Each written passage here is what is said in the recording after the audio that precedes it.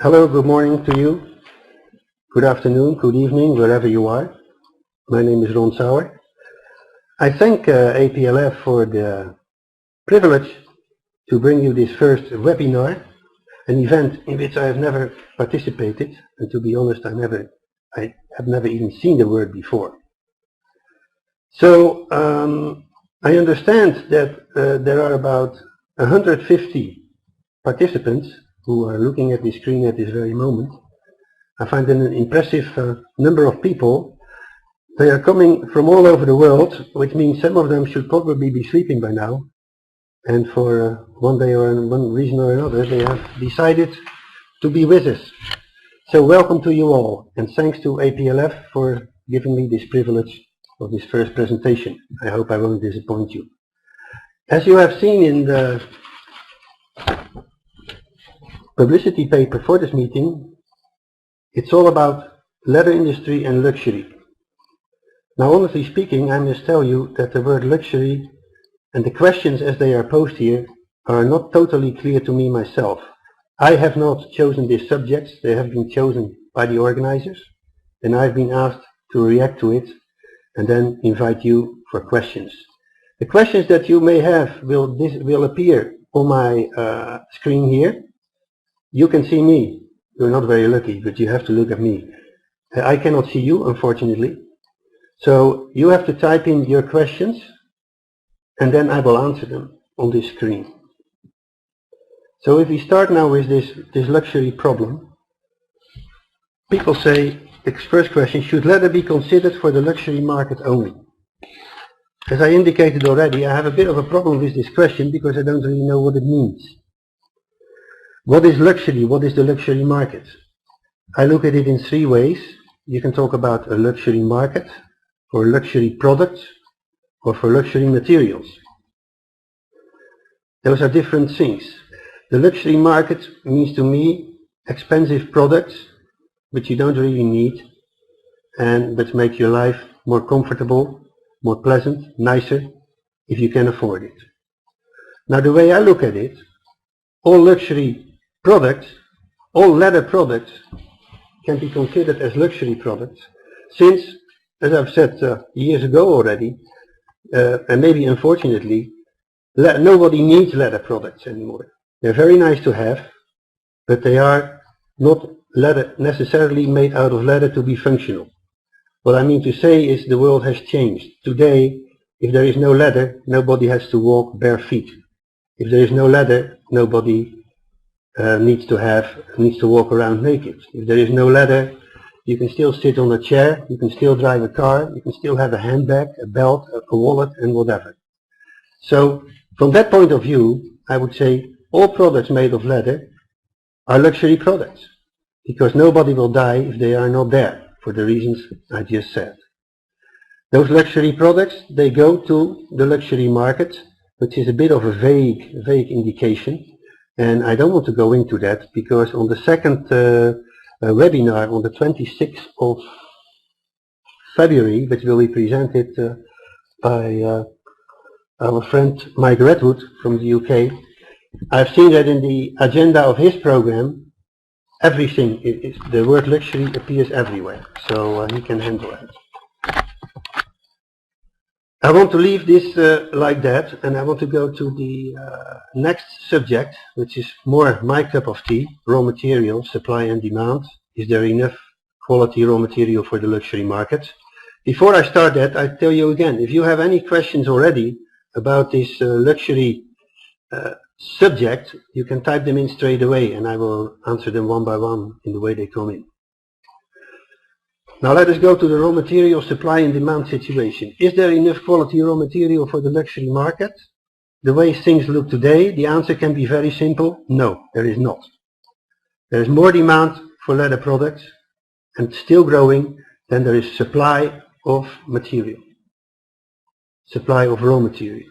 For the simple reason that our demand for leather products grows faster than our consumption of meat, the origins of our lovely hides and skins.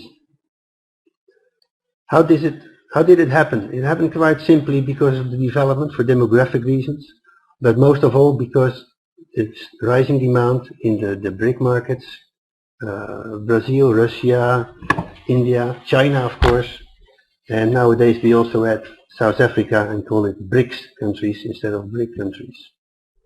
The thing is, we don't eat meat fast enough and the right kind of meat to supply all this demand. Because we should look at the fact that in many of these countries, the people eat more meat because they have more money, but that meat is not necessarily beef. For all kinds of reasons, they can be cultural, they can be traditional, they can be religious. People eat rather pork, chicken, fish, instead of bovine, instead of meat, beef, which is what we like to see because that is where the big shortage of raw material is already and still growing. Fact is that 70% of the world's leather production is made out of bovine. That is not so surprising because of course the pieces of leather you can make out of a hide are a lot bigger than what you can make out of a sheep or a goat skin. Apart from that, there are other characteristics which mean, in short, that the world is crying for more cattle hides. I think we can manage for the moment on sheep and goat skins, but we are crying for cattle hides. Why are we crying for cattle hides? Because of the latest hero in the leather industry, which is the car industry.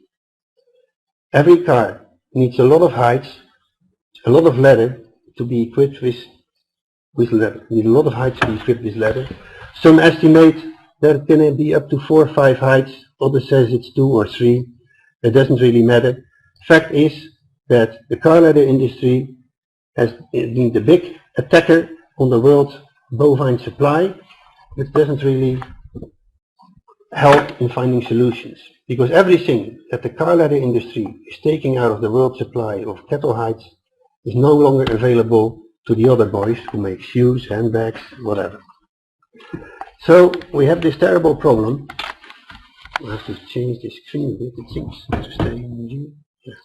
We have this terrible problem of a shortage of bovine hides, which is no doubt the reason that the prices have gone up so high, and for many countries we can say we are at all-time high levels. We've never seen prices like today before.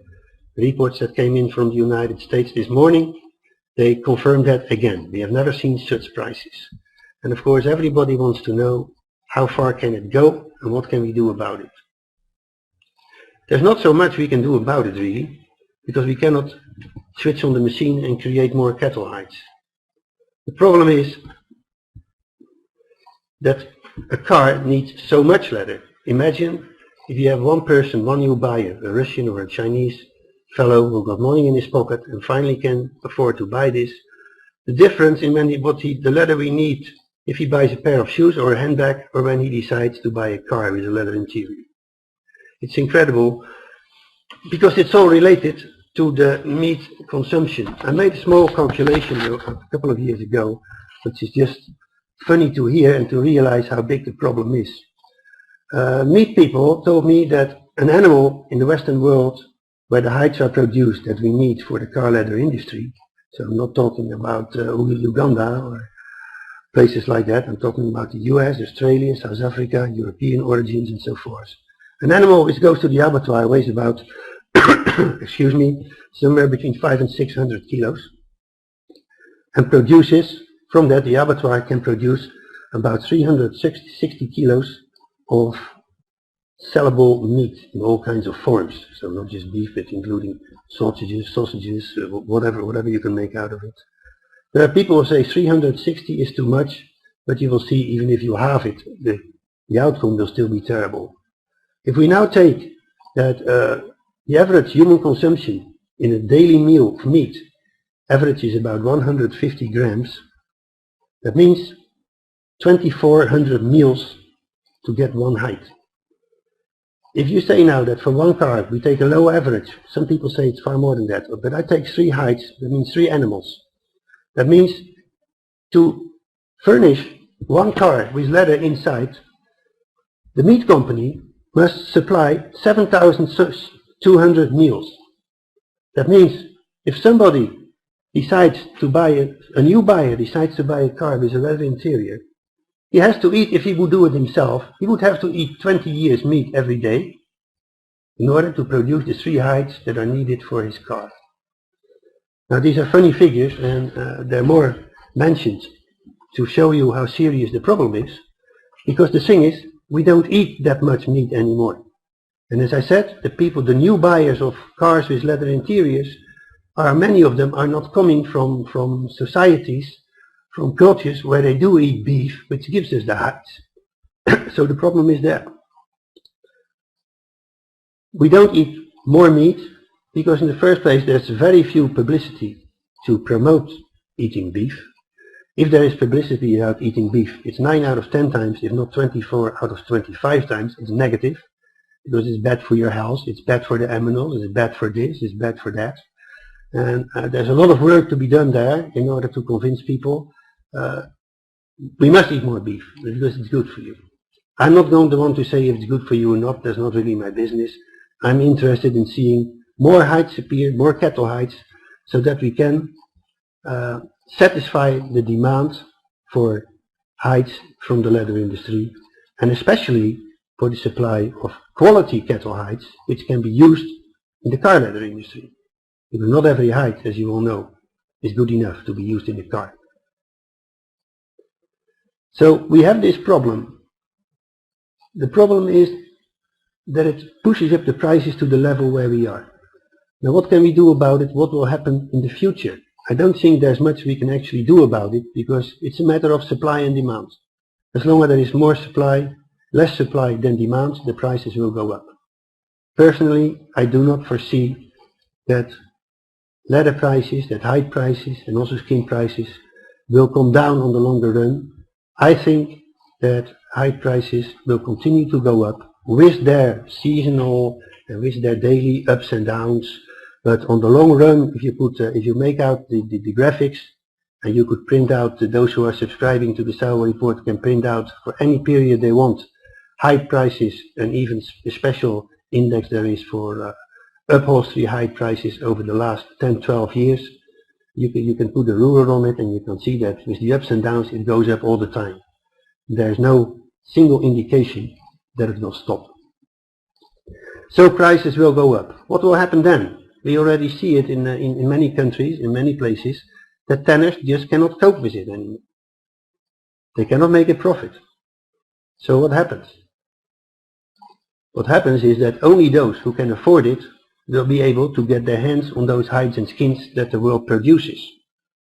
Who are those people? They are the luxury makers. Here we are back to the word luxury again, as the organizer seems to want so very much. And the cars. They are the people who can afford to pay more than the others. Because in the luxury market, it doesn't really matter if a square foot of leather costs $2 or $3 or $4. If you can earn a couple of $100 or $1,000 on the end product that you are selling. The same counts for the car leather industry. In the car leather industry, we see that leather interior is often an option, an extra option, which is expensive. But the people who buy those cars don't really care, because if you buy an expensive car, you want leather inside. Excuse me. And fact is that many of the new car buyers are people coming from countries where we can say they do like to show off with their new money and their new car. So they also, there are some of them that also conclude that the more expensive the leather is, the more exclusive the car becomes. Because we must admit, leather in a car, which was a big luxury, the word luxury again, 15 years ago, even 10 years ago, it's really not that special anymore. If I look out the window here, I see a Renault Clio and a Fiat 500 with a leather interior. Because it is, you can say, it's too cheap. So if the leather prices continue to increase, and the option of leather in a car, in a Mercedes or a BMW, will maybe become $5,000 or even $10,000, who cares? It only means to the people who buy that car and who have the money to pay $100,000 or so for the car, that if they have the leather inside, they become more exclusive again. Because the Fiats and the Renaults will back out, because you cannot come to a price for a leather interior which is half the price of the car, as we all can imagine. So in the long run, I see that happening, because the car makers are fighting to get their hands on their hides. And for that reason, the prices are practically without a limit. Now if you look to the other poor guys who are not making cars, but who are making shoes, handbags and whatever, also there we can split them in two.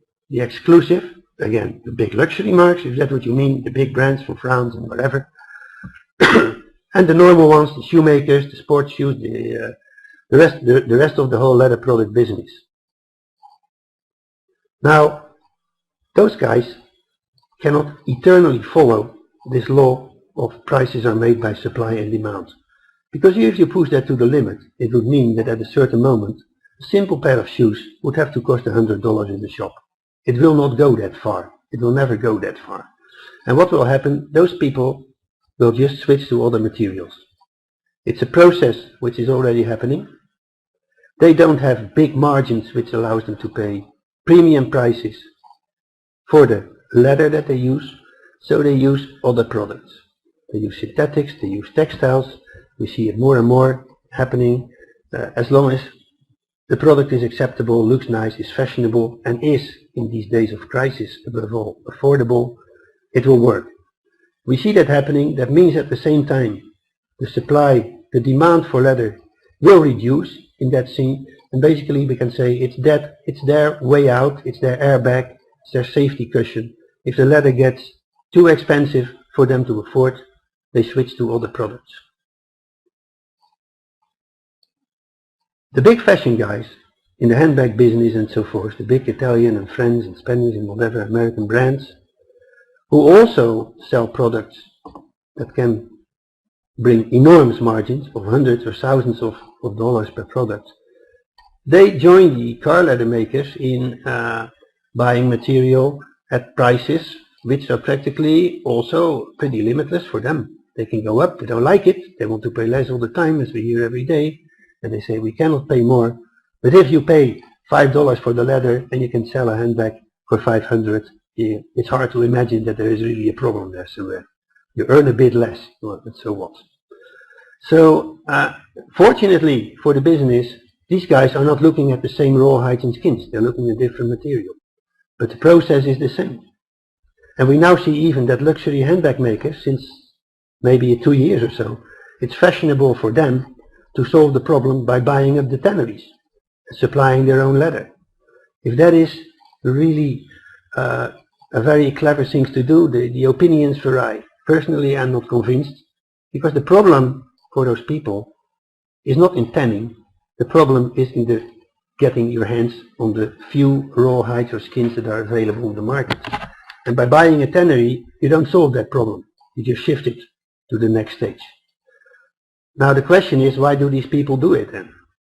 If they know they don't switch their problem. Well, they switch a couple of problems. They switch, for instance, the problem that the tannery they were buying from before cannot sell its leather anymore to another company. They get all the leather. The leather made out of the skins that could be bought on the free market. That's a good thing. But I think honestly that they just say, we need the leather. If we buy the tannery, we know if the tanner cannot make money out of it, the previous owner, we probably cannot make money out of it either, but I come back to the sales price of their products. So what? If we lose $10 on the leather, but we can't, that makes us sell another handbag for $500 or $5,000. I mean, we just consider it part of the production costs, and it solves a big part of our problem. So that is where we are at the moment. And I think I should, before we go on, and talking about point 3 here, about low grades for the luxury market, I would now like to invite you to start writing down your questions so that I can react to that. I see here a question from Spain, coming from Spain, from a raw hide and skin suppliers, who answers basically the question. He poses the question about, apart from the automotive hides, what do people do with the hides that are not suitable for cars? Well, I think I did just answer that. That is available to all the others to make all the other products. The shoes, the handbags, the belts, the clothing, the leather goods and whatever. It's another market, it's another article. And there it's difficult. And why is it difficult there? We all know it's very difficult for the tanners there. Because the hides and skins which come from the abattoirs are sold by the abattoirs at the same price. Somebody who buys at an abattoir has to buy all the hides the abattoir has, the good ones and the bad ones. The thing is that the abattoirs know how much the car leather people and the other top leather quality guys can afford. And they base their prices on that, and they want the same price for everything else also. Now, as explained, for the guy who makes a product of which he can get his money back, whether it be a luxury handbag or a Mercedes or whatever, he can do that. But the other guys, and those are the ones who are in trouble now, who are closing down by the dozens all over the world these last years, they cannot afford those prices. So they are the ones who have to find a solution one other way, which can be finding cheaper raw material, choosing other origins, choosing lower grades, and then hoping that they can solve the quality problem, because of course for $1 you cannot buy the same as what you get for 50 cents, or the other way around. So I think that answers about that question, and it also points out how difficult it is for all the people in our industry who are operating in these other product ranges, which are not the top of the line. Another question comes here, which says, why do properties from students at ICLT, why do properties specific to leather not make leather luxury? Difficult question. Let me put it this way. I think we should abandon the idea of luxury products. Leather is not a luxury product. Actually, you can make luxury products out of other things than leather. I want to turn it around and say leather is a luxury material. It's not the product that luxury is, the leather. It gets more and more expensive because of the growing gap between the supply of raw material and the demand for leather. And the fact that the prices go up push it into a sector where prices are higher, where less people can afford it, and that is the luxury market. So I hope that answers that question. I see no other questions at the moment. Are there any? If not, I continue to point 3 of the agenda, the APLF agenda. What should be done with lower grades if considering the luxury market only? Well, again, I have a problem with the last part, if considering the luxury market only, since for me it's all one market. So let me go back to what it's all about, to what do we do with the low grades. The low grades, I would say, are the solution for the problems and the shortage of the good material. First of all, for price, which it is already. And a lot of people are buying material today, a lot of tanners are buying material today, a lot of product manufacturers are using leather of qualities that the tanners and the product manufacturers would not have looked at 10 years ago, because they wouldn't find it good enough. Prices force them to use cheaper materials. Their way of reasoning is this: if I buy an expensive material and I make leather out of it, I cannot make any profit because nobody will pay what I need. So I will have no business at all. If I take the order and I buy cheaper raw material, with a bit of luck, and if I have good technicians, maybe I can get away with this material and still make a profit. So on the one hand, it's either nothing or a chance of something, which is commercially a wise choice, I think. But the fact that there are not good, if we go back again to number 1 problem, is there enough, or number 2, is there enough quality raw material for the luxury market, where the answer is a definite no, then there's no choice. Or you close or you try something else. Now there are still plenty of hides and skins in the world which are of low qualities. I do not only mean low grades. Let's say if you have a hide from Germany, you have a first, a second, a third and whatever. Don't only mean that, but you can go down in the type of hide you use. You can go from steers to cows. You can go from calf to light steers. There are many ways to go down a little bit, which automatically reduces the prices as well. And you can also change origins. You can change from a first-class origin, hide or skin producing country in the world, to a second one or a third one. And in my opinion, that is where the big challenge is for the leather industry, for the tanners as such, but also for the chemical industry, for the equipment industry, for the guys who make machines. In the future, we must find ways to turn more bad hides and skins into good leather. We can never increase the quantity of hides and skins which come from the meat industry. So if we need more and better stuff, we have to use the stuff that we are not using now. We already see an increased use of split for the same reason.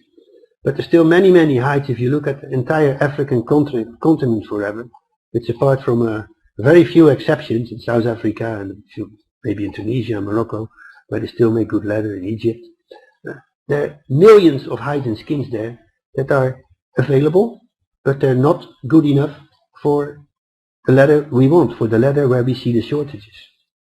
Personally, on the long run, I would even want to go further, and I would say that also the top luxury market, I'm talking the cars and the big handbag makers and so forth, they will also look at cheaper material.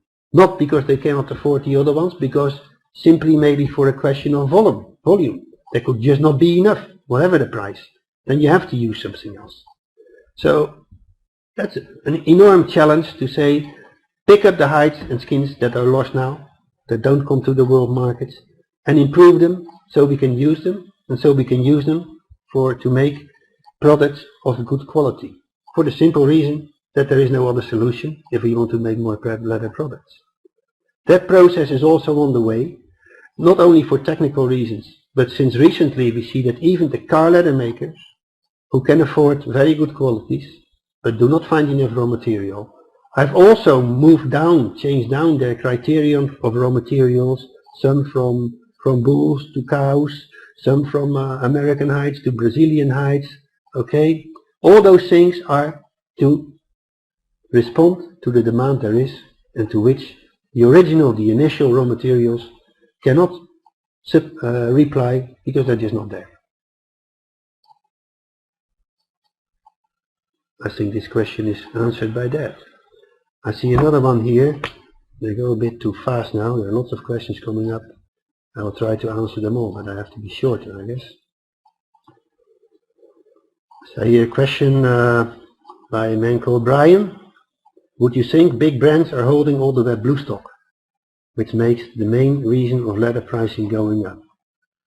My answer is no, I don't believe that. Of course there are people who hold wet blue stocks, either to manipulate the market or to just have some hides in reserve in case the market goes higher again, and or for the reason that there are too many hides which could not be sold and had to be blued in order to keep them and store them for some time, which cannot be done with raw hides. So my answer to that question is no, I don't believe that. I go on to the next one. Mr. Usman Khan. High-end synthetic car upholstery is now lighter, cheaper, and of a quality that can offer a real alternative to leather. Should the leather industry be concerned? Is it real competition? It's a very good question, because it brings me to a point of which I have something to show, which I have here on my desk already. That is all this talk about the alternatives. Fact is, we realize now that, again, that to make the products that the public wants, we don't really need leather. And if we don't have the leather, we can make it out of something else. We can also make it out of something else if we think can be made cheaper, nicer, maybe even. And as an answer to the lack of supply in the real stuff. We see it already happening. Synthetic car upholstery is now lighter, the man writes it's cheaper. It's true. It's true. We see it in cars and in car leather already happening, that people are turning down the quantities of leather they want to use in the car. There are many ways to do that. First of all, you can change the origin and the quality and thus the price of the leather. Brazilian hides are a nice example of that. Technical requirements for car leather, as many people know, are so high, so many things have to be done to that leather, that it doesn't even look like leather anymore. Somebody wrote a nice thing yesterday who said car leather is a synthetic cover supported by a hide. And it's funny, but to a large extent it's true, because it has to be sun resistant, water resistant, wear resistant, chemical resistant. The baby must be able to pee on it without leaving dirt. All those things. And these are very strict requirements for the best car leathers that people say correctly. Then why should I have to use a good expensive hide if I have to put 6 layers of all kinds of synthetics and other stuff on top of it? It's a question I leave for the people who use it to answer, because I don't have the answer. To me it's a miracle, it's a mystery also. So, the second part of the question of this man, let me see, our friend Usman, should the leather industry be concerned? I don't know, but it is competition. It is competition. There are also people who are now promoting these products as being even better than leather, which comes again also to the word, which is another point in this discussion, or in my graduate one next week, the use of the word leather. I have heard in conferences not lately that the name artificial leather should no longer be allowed, and action has been taken to legalize that one way or another. How you will do that in the whole world, I have no bloody idea, I must say. But it should not, leather is leather. There's no such thing as artificial leather or whatever. But I don't think people get very far with that. I have here, that's what I took with me from the plane here. I'll show it to you. I don't know if I can show it. No, it doesn't come up. Yeah, it will come up. What shows up to you is, well, anyway. You can see this. This is a magazine I took from an airplane, Dutch airline called Transavia. Dutch airline. They have a page in there with an article which made me laugh, but it also made me wonder about what you say. This people here says, the e-leather chairs, in our planes, the e-leather chairs in our planes weigh less than real leather chairs. Now, by saying that, they already say there are other things than real leather.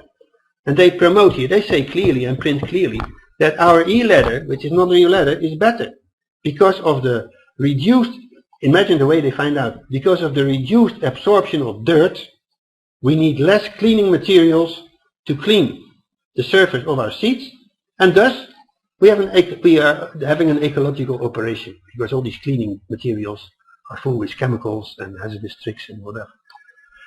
See, and then they have even a sign here which says e-leather. It has a mark R there, mark of registered trademark, which I find very strange. That how can you register something as a trademark if it is, according to all the leather people, not even allowed to use as a word? So even less as a name or a trademark, I would say. That is something for our friends of leather naturally to go after, I guess. And then they say here, e-leather, it is lighter, stays cleaner, and more comfortable. Now, go and fight that. Good luck. At the same time, for my kids, I was in one of the biggest clothing shops in the world, I think CNA, and I looked at their leather jackets, and I thought it were leather jackets, but they were not. And there's a nice sticker inside which says, which was in Geneva, in Switzerland, so it's in France. It said cuir simili, they call it. It is artificial leather. Now, artificial, these are all the words that we are not supposed to use.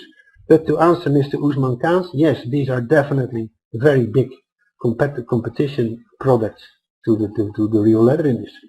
What to do about it, I don't know. You can also say, turn it around again and say, thanks God they invented this product, because if also all that had to be real leather, the price of leather would probably be 3 times what it is now. I go on to the next question. Let me find it.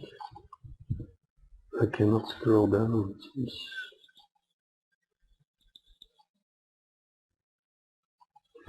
I'm sorry.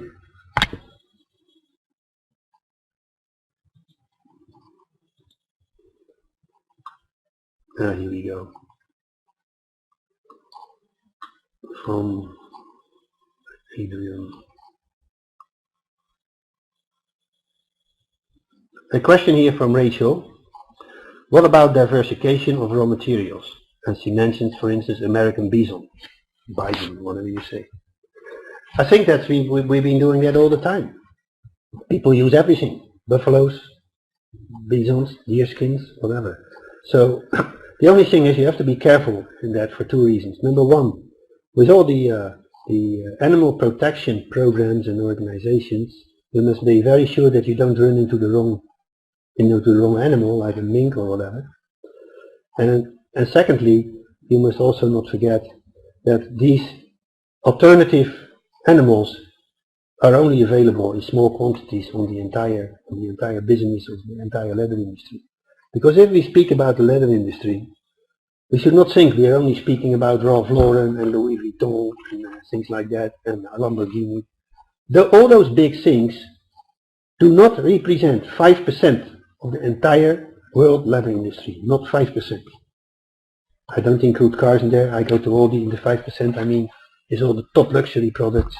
It's the exotics, the reptiles, the snakes, the crocodiles, and I also add to this stuff. So yes, diversification is a good thing. One of the last things that was really new that we have seen in the time that I am in this business, which is 40 years this year, is fish skins. And people started tanning salmon, they started tanning sea wolf and a couple of other, sharks of course. It's all possible, people are doing it, but it never can become something big and it never can become important because of the very small quantities available. I guess with that I've answered that question. Now I go to the next question of Adrian. How much product is lost to spoilage in transit? And can recouping this lost material help the supply? Well, I don't know exactly what to answer to that. When hides or skins are being transported, they have been treated. They're dried, they're salted, they're brined. So I don't think that there is. Once they're in a container and going somewhere, I don't think much will be lost on the way, unless they're not well stored, they're not well salted. They enter into a port with demurrage, like could happen in Asia, in hot places, and the containers have to stay for one reason or another, which could be a strike, which could be the papers that are not in order, and it has to stay there for 2 weeks under temperatures of over 30 degrees.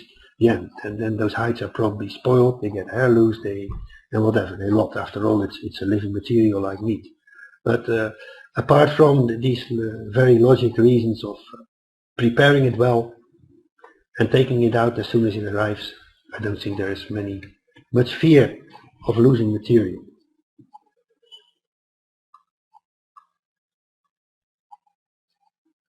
Eddie, next question. Can you be more specific on how to define the luxury market? So I said no, I don't. As I said at the beginning, I don't really know what the luxury market is. I don't know what it is. Maybe as I said, Mike Redwood in 2 weeks' time in February is in every line on his agenda appears the word luxury. So I'm sure he knows much more about it than me. So I can only advise you. To take place in the second webinar on the 26th of February, presented by Mike Redwood of Nottingham University and the boss of the Leather Naturally program. Next question, Brian, as you mentioned a vertical merge for fashion from a retailer, do you suggest owning tannery or actually the animal farm? Yeah, that's a good one, because I mentioned that one already for the big French, some of the big French brands which have decided to just buy the tanneries in order to secure the raw material supply. As I said, the real problem is not in the tannery. I mean, if you have the skins or the hides, you can always find the tannery in the world who is ready to process them for you if you pay the price. The problem is not there. The problem is the supply, the availability, the volume, the number of, let's stick to calfskins here, that are available on the market. If there are 1,000 on the market, whether the tanner goes and buys them, it's 1,000, and whether somebody else buys the tannery and then goes and buys them, there's still only 1,000. So going on from there, you could say, well, then buy the slaughterhouse. And I think that is the solution. But of course, that's not so easy to do in the first place. If you are people who are handbag makers, are not really in the meat business, and are not really aware of what's happening there, and most probably not even interested. They're only interested in the hides that come out. But there are countries in the world, I think Brazil is a good example, and we find it in India, and probably in Pakistan, and a couple of other places, where you see this total vertical integration, and where the meat companies finally also supply the leather. Big example is GBS from Brazil, which is the biggest meat company in the world by now, and they go all the way. Not everybody likes that because they're so big and they go all the way. They're also able to manipulate the market and to manipulate prices, as we all know. But I guess that answers your question. Yes, if the problem is in the raw material supply, that means if you own the raw material, you're practically the boss. Right? Next question. I don't know how long we continue. We are at 45 minutes now. We're definitely not going to make it longer than an hour. From Mr. Carl Friedman, editor of Leather International magazine. Luxury in large part hinges on public perception. People generally can't differentiate high grade and average leather and go for less expensive options that still display exclusiveness. How can premium brands continue to compete? He is right, and it answers one of the previous questions. As I said, technical, I had myself this problem when I was in this big CNA clothing shop, that it's the technical developments and innovations have been tremendous, and we have reached the point that it is very, very difficult in certain cases to see the difference if it's real leather or not. And as he says, also, do you really care? I remember the case of crocodile skins many years ago, when a crocodile handbag costed something like $10,000, and I'm talking about dollars of 20 years ago, till somebody in Italy discovered how you can make a crocodile print on any bloody cowhide that comes in the tendon.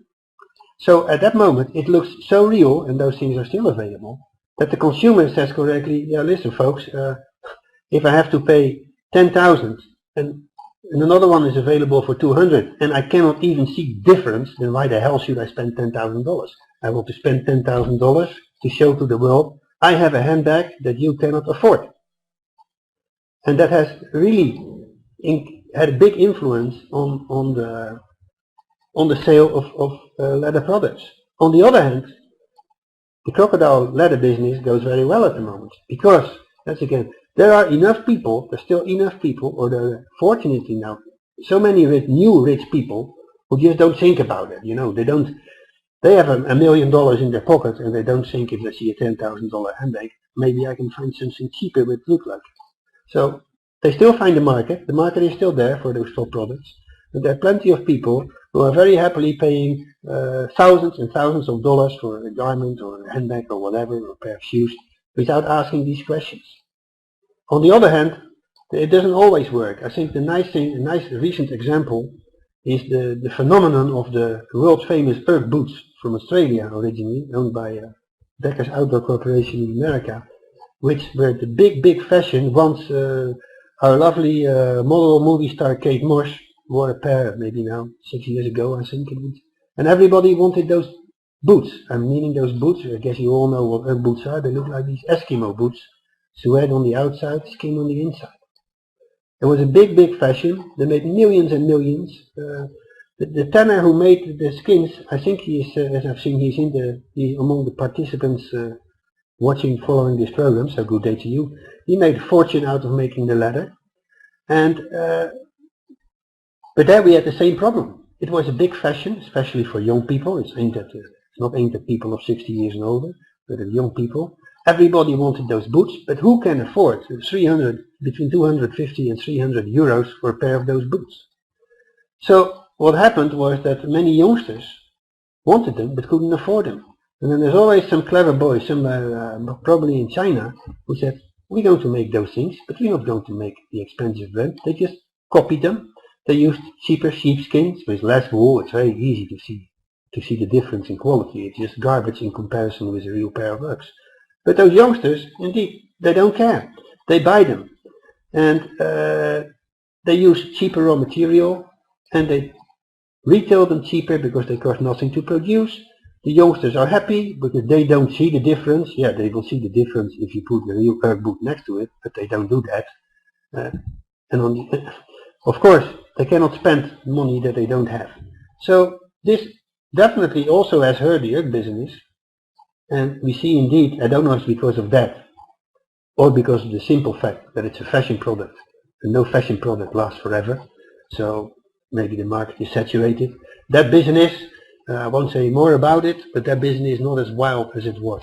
So I hope that answers a bit Mr. Friedman's question about competition.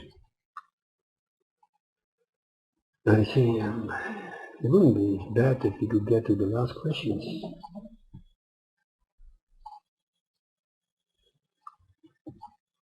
We go to questions which we already answered. I don't think there are any others.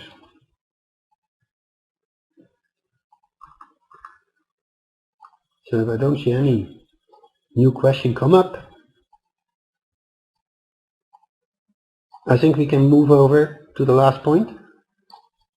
How would the leather industry defend itself against attacks from the likes of PETA, considering that in this segment some animals are reared and killed purely on their valuable skins? We have touched that subject already, slightly, and it's more a subject for Mike Redwood than is leather naturally than for me. But I want to say this. I mentioned before that there is a lot of bad publicity for leather by promoting leather which is not leather. I'm not allowed to say artificial leather, so I say leather which is not leather. We have seen the horrible films from Bangladesh, from the leather industry in Bangladesh, where people work, children work under circumstances too horrible to describe. All those things don't do us any good. So I know that leather naturally and always some other organizations have designed programs in which they want to spend time and money to tell the people how nice leather it is, what a natural product it is, how pleasant and whatever, all the advantages. My idea is that there is no need for that. I mean, everybody knows in the world knows that leather is nice. Everybody knows it's a natural product. Everybody knows that it's nice to have and that it's expensive. So my suggestion is that this money and these efforts from these organizations should be used more to defend the leather industry by telling them how leather is actually made, that no animals, forget about those few minks and whatever, that animals are generally, let's say 99% of animals are not killed for the skins but for the leather. And tell them how leather is made. I know some action has been taken on that. And that articles should also say that the situations as they are in certain countries, number one Bangladesh, but not only in Bangladesh, I can tell you, just travel around Africa and you will be surprised by what you see. Not surprised, horrid, terrified. And that in the majority of the far majority of the leather industry is well organized, with all kinds of anti-pollution measures taken, thinking about the environment, thinking about animal protection and so forth. I think to spend the money like that would be far more useful than to just say, hey, don't you know that leather is a nice natural material, you should buy it. Again, I think everybody knows that. And how to do that, in the past that was very difficult because everything you do had to go through the media if you wanted to become known to the world population. And to do anything on a world basis, it will cost millions, billions on publicity costs, which these organizations simply don't have. And which the shoemakers and the tanners and the abattoirs are definitely not going to put on the table. But we now have the social media, the Facebooks and all the other things, of which I know very little, which seem to offer the possibility to make these things known, to publish these articles worldwide without any real expenses. So I want to keep it like that. I thank you very much. I will check one more time if there are any new questions. There are not. So I would say thank you very much for your attention. I hope we have all learned something. I hope we appreciate this first time effort by APLF to open up and publish to our industry this new way of communication, which is a lot cheaper and quicker than everybody flying to a conference room on the other side of the world. The only thing I regret is that the people in the public are not visible for me. Fortunately, I have their names and lists. I thank you all for being there. I thank you all for listening to me. I hope you have learned something. I hope I have not disappointed you. And I would say thank you and goodbye.